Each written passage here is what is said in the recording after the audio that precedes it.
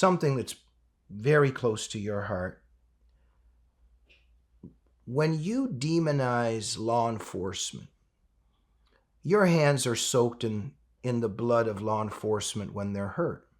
So we see what the Democrats have been saying for a long time. Their support of Black Lives Matter, their support of, on many levels, violence against police in terms of how they stoke this by demonizing police. If you're going to say that Donald Trump is a Nazi and a fascist and a threat to democracy, what are you implying should be done to him?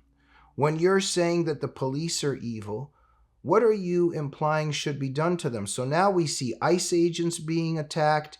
We're seeing law enforcement being shot at, some very disturbing incidents lately. Now, maybe not completely connected in terms of that theme, but just overall, we see this shooting of U.S. soldiers at Fort Stewart, attacks on our army, attacks on law enforcement, on ICE. What are your thoughts on this?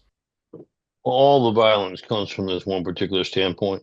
It is a struggle or a fight between good and evil. And it is evil trying to assert its control, as you very eloquently said it. The leftist ideology is this. They want power and control, and they'll do whatever is necessary to get it. Violence is one of the key things that they promoted doing so, and trying to convince people that God's principles are bad. Law and order is bad. We don't need to respect authority. We don't need to respect those who are over us in authority. We don't need to respect life. That's why they're so strongly pro-abortion. Uh, we don't respect anything that is a value and principle that you find in faith, that you find in Scripture. And they may not actually say that they don't respect Scripture, but that's exactly what they're saying. I mean, that's exactly what their communication is. That's exactly what their philosophy is. And so it bleeds into a total chaos and a total breakdown in society and how society is to function. And now you have law enforcement that people don't respect. You have them targeting law enforcement. You have government that doesn't respect its citizens, that they think you work for them instead of them working for you. They just have totally destroyed the very foundations of what makes society function.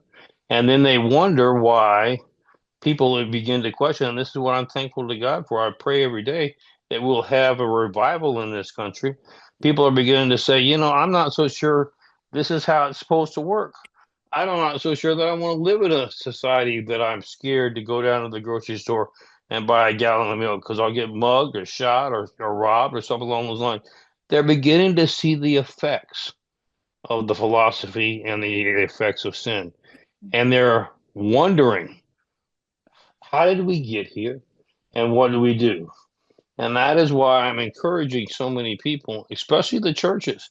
I blame the churches in a lot of this. We lost a lot in our society by failing to lead. We decided we wanted to become country clubs, not society, not churches and beacons of light and salt as Scripture commands. And so we began to say, what can I say to a congregation that's the least offensive that will cause people to want to come and make sure they give money so that I can expand my size of my church and all, instead of saying, the only thing I need to be concerned about is preaching the truth and making sure people have values and principles based on Scripture. That's where Michael, we've lost it.